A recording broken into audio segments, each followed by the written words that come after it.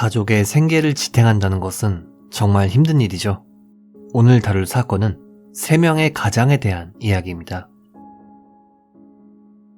이 남성은 나가요시 료, 43세인 그는 아내와 3 자녀를 둔 가장이었습니다.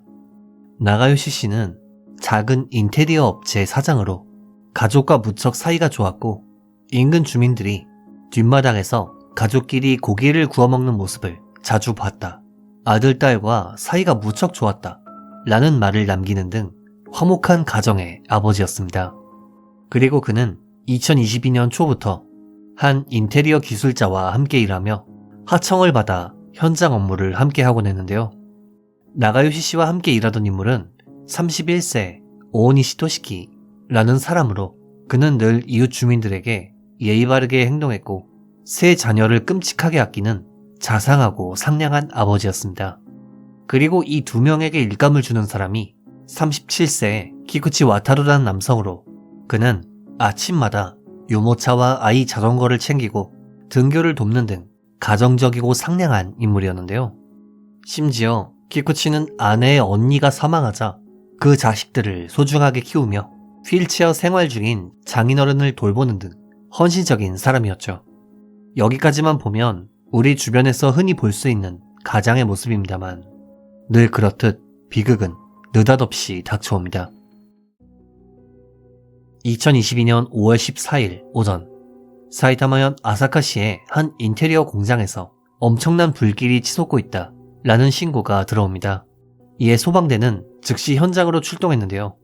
당시의 화재는 사진처럼 지붕이 전부 떨어질 정도로 상당히 심각한 상태였는데요. 게다가 현장의 주 출입구였던 금속재 셔터가 하필 잠겨 있었던 탓에 소방대는 화재 진압에 어려움을 겪었습니다.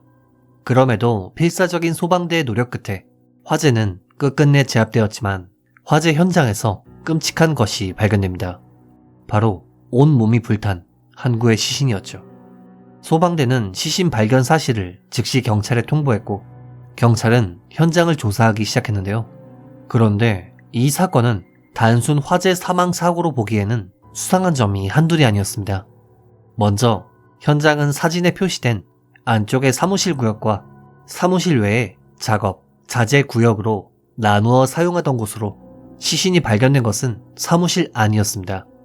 그리고 화재가 처음 발생한 발화 장소 역시 사무실이었는데, 문제는 사무실에는 화재가 발생할 만한 물건이 마땅히 없었다는 점인데요.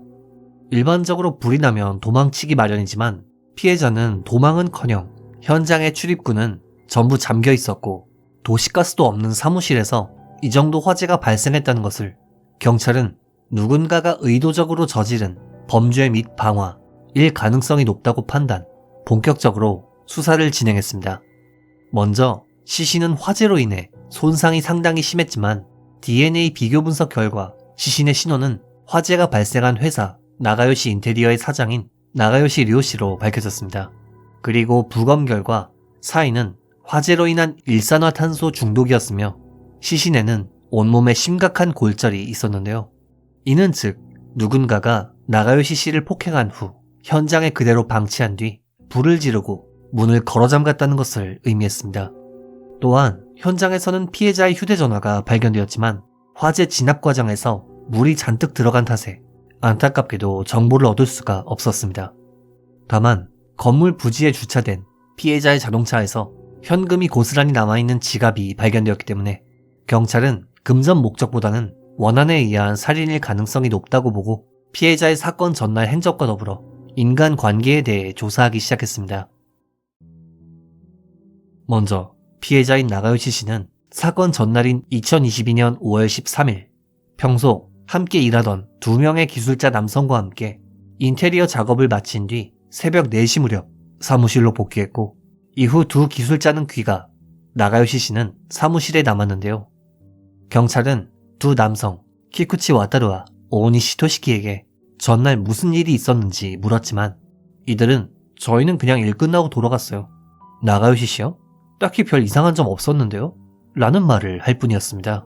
게다가 나가요시 씨의 주변 사람들은 동료들과 사이가 좋았다, 동료들에게 늘 상냥하게 대했다, 딱히 트러블은 없었다 라는 증언을 했기 때문에 최초 경찰의 추측과는 다르게 수사는 다소 난항을 겪기 시작했는데요.